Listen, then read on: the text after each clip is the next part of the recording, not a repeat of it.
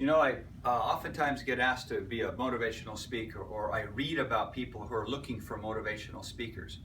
I had an experience not too long ago where I was asked to come and speak to a group of people where I walked in and I met with about 50 managers. One of them came up to me and said, "So you're the topic du jour, or the consultant du jour." And I said, "Well, what do you mean by that?" He said, "Well, every year management brings in a new consultant to give us a new motivational topic on which to work." I said, "Okay, well, how's that go for you?" And he said, "It's interesting because it's really exciting the first day. And by day 2, it's starting to wane, but by the end of the week, it's completely gone. Everything's back to normal. And then we get confused because we're being taught or told things using their vernacular, but it's now 4 and 5 layers deep of different people. So we really don't know what to make of it." Motivation, by nature, has a shelf life of about 72 hours. And as a matter of fact, according to statistics, on the assumption that I went to a motivational speaker and I took copious notes, within 5 days' time, despite the fact that I took copious notes, I will have lost 98% of everything that I heard. Motivation is a temporary process. Transformation, however, is completely different. In order to get to a transformational position, someone changes from the inside out. On a motivational, it's often outside in. Let me explain it in terms of what's called teach versus tell. When motivational speakers talk, they tell you what they're thinking. They transfer data to you. Telling is a monologue. It's one way. So what's the difference between teach and tell? Well,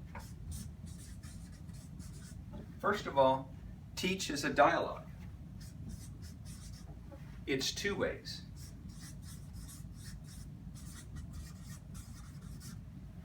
And when someone learns how to teach, the transfer of data to the other people is lifetime. It's permanent. So let's take this a little bit further. What does it mean to teach? Now keep in mind, let's go to the antithesis. We're often very good at telling people what to do. We want them to do X or we want them to do Y. It's my idea, please do this. But in teaching, it's completely different. It's the opposite. Teaching is where you delegate learning to the student, where learning is the process of self-discovery. Who's the one then doing the learning? So if I'm teaching, as a leader, if I'm teaching, I'm delegating down to the lowest common possible denominator. They then are able to articulate that on their own. When they learn it, that's inside out. But if I'm telling them, that's outside in. The ability to teach becomes transformational. When you teach, you become the epitome of a leader because people want to be in your space. They want to follow you. If you're a leader or think you're a leader and no one's following you because you spend your day telling people what to do, you're just taking a walk. So let's review what we've got real quick.